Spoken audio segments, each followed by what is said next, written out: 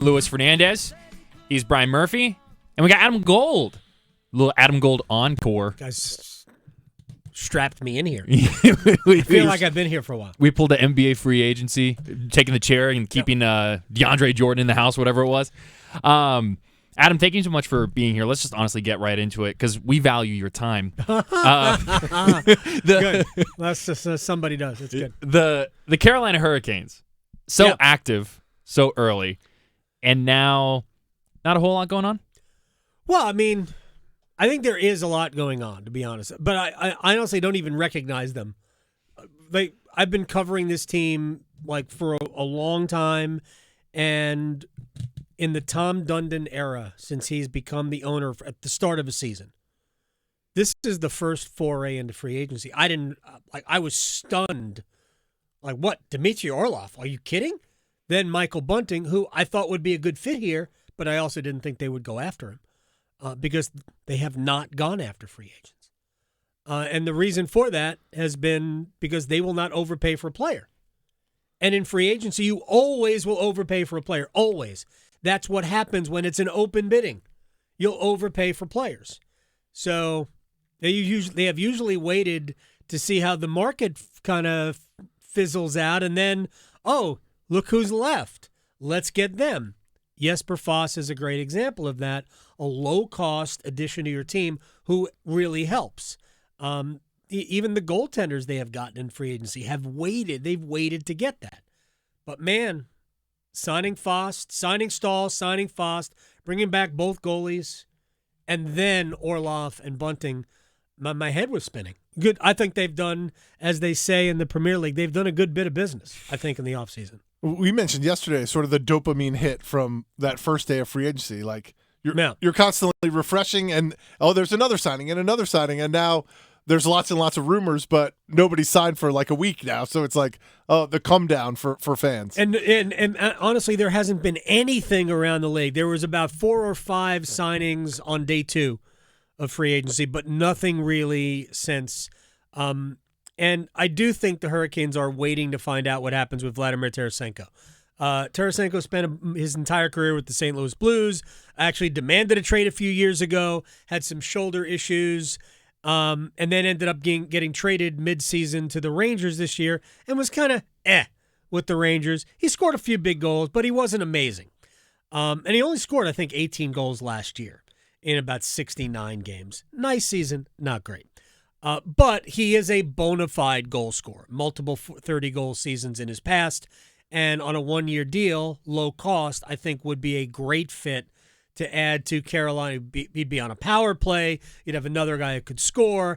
I think Carolina, we're not going to number the lines, but they're going to have 3 scoring lines this year, and he would be on one of them if he ultimately agrees to a contract. On day 1, Carolina offered him a deal. And they weren't the only team. I think Ottawa was also in the mix, but there wasn't really much of a market for him. Not a lot of the top teams have cap space. They're all shedding salary as much as they can. But Carolina is blessed with a ton of it, which is why they can overpay for Dmitry Orlov, because that was an overpay in terms of salary, and why they signed Michael Bunting, because they have a bunch of cap space, and they still have cap space. So they can go and get Tarasenko, but he probably saw the number and went, I got to be worth more than this. And maybe he is, maybe he isn't. And it was probably between $3 and $4 million on a one-year deal. But so he decides, I'm probably worth more than this. You agent out, new agent in, and the new agents are trying to drum up a market. So it might take a while. He might still sign with Carolina, or he might not. But I mean, he'd be a great ad. We're so used in salary cap leagues like the NBA and the NFL where teams can just create cap room out of nowhere. Yeah. I mean, the NFL doesn't see. Shout out to LA Rams. Yeah, I don't understand the Saints. I don't understand the cap. But in hockey, it's different. The cap isn't going up very much year. $1 million. Year by year. And they really, truly, if you sign a $7.5 million contract, that $7.5 goes against the cap. It's very straightforward, unlike these other leagues. And so you're talking about a confined universe of money out there. Mm-hmm. There may not be money for free agents. Yeah, well, that's what a lot of teams had to deal with. Now, you only have to be fully cap compliant by opening night. Actually, it's not quite by just a couple of days before opening night. Toronto's over right now, right? Yeah, there's a lot of teams over. I mean, more than half the league is over. But you can be in excess of 10% of the cap. So you can actually go to almost $90 million at this point. The cap's going to be 83.5. So you can go to actually a little bit over $90 million. But Carolina aren't even close to that. They can sign Tarasenko to that contract right now and be under the cap. Now, Tony DeAngelo becomes official on Sunday because that's going to be that trade will be executed for reasons we don't have to get into. The Hurricanes had to wait until this Sunday before they could actually officially execute that trade. But DeAngelo is coming back. Philly's going to retain half his salary, so it's going to be a $2.5 million hit. There's a couple of young players who don't have to be on Carolina's cap number, so those will come off. So they have enough room right now to execute. They'd be a shade over if Tarasenko made, let's just say, $4 million. They'd be a shade over. But here's where it's important, because Carolina's about to get under even if they do add Tarasenko. Because I think what they're trying to figure out is, and this is the sad reality of being a Hurricanes fan, is that I think there's almost zero chance that Brett Pesce is back. Even for this year. Even for this year. And, this is not me doing this. I don't want them to trade Brett Pesce because I don't believe it gets you closer to winning Stanley Cup. But because Pesce isn't going to get the 8-year, I don't believe, get an 8-year contract from Carolina. And he can probably get that in a sign and trade somewhere else. I think that he will be moved. But any trade that sends Brett Pesce out, if you don't sign Vladimir Tarasenko, do you want a forward who can score coming back? And if you sign Tarasenko, you don't need that. All you need is futures, draft picks, a prospect. So depending on who Carolina trades Pesce to will be determined by whether or not Tarasenko is signed.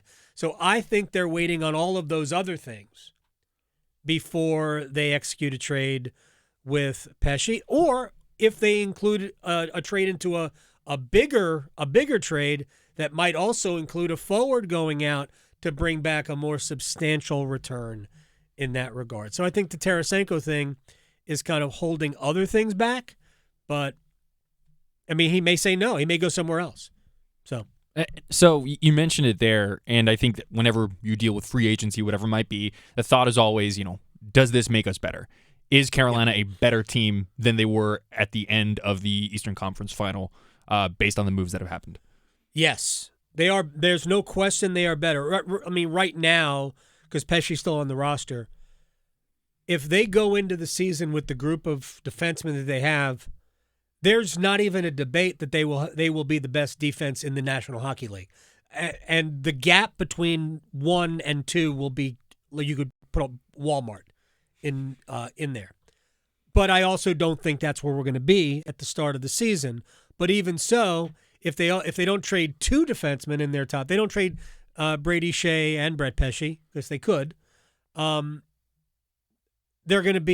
still be great defensively. Jalen Chatfield, I think, proved last year that he could play in your top 4. And it's actually the one thing I didn't ask Rod Brindamore today. Do you think that Chatfield can be a top 4 defenseman, whether it's on a short term or long term? And I think the answer is yes. But just a big picture of this. It's possible, because Carolina's still involved in the Erik Karlsson situation, the reigning Norris Trophy winner, who has an $11.5 million annual contract with 4 more years on it in San Jose. Now, Carolina wouldn't be responsible for that because they're not trading for that contract. But depending on how the deal is structured, Carolina might only be responsible for, say, $7 million of that, or maybe even a little less.